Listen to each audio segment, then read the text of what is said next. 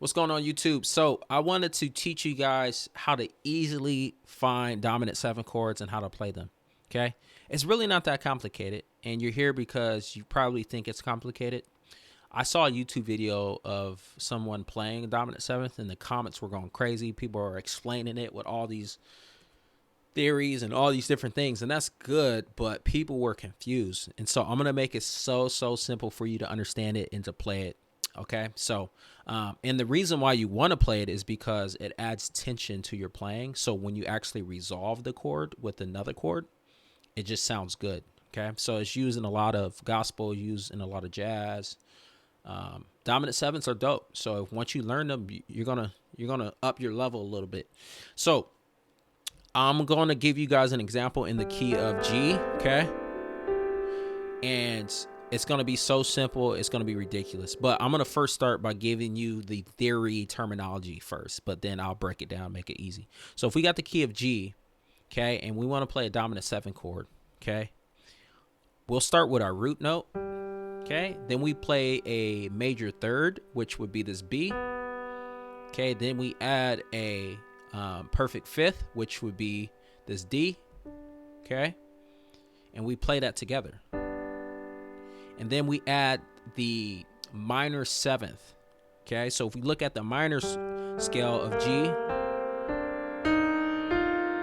the 7th in the minor scale is this F. So we take that F and we play it with our G chord, okay? Now that gives me a G7 or a dominant 7th. That's literally all it is, guys. It's adding the root note with the major third, with the perfect fifth, with the minor 7th.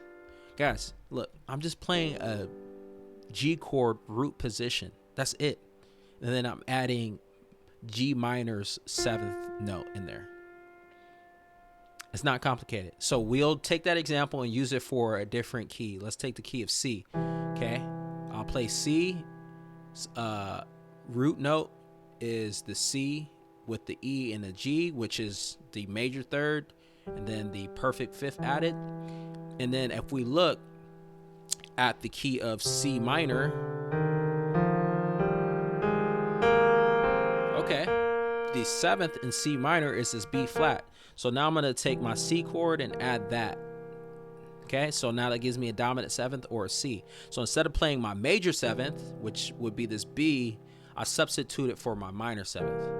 And that's all a dominant 7th really is in short. Okay, so now let me show you how it sounds when you play it. Because like I said, it's meant to add tension to your playing.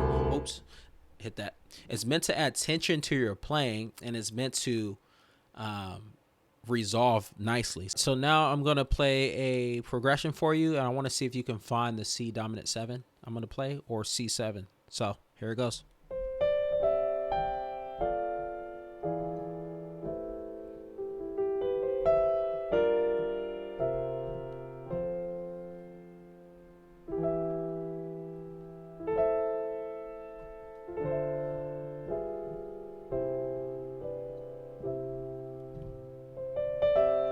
Did you catch it? So I played a C7. All I did was play C to a B minor 7 flat 5 to my E7 flat 9 to A minor 9, and here it comes. So I played G minor 7, or you can, instead of playing G minor 7, you can play that dominant 7th chord we talked about.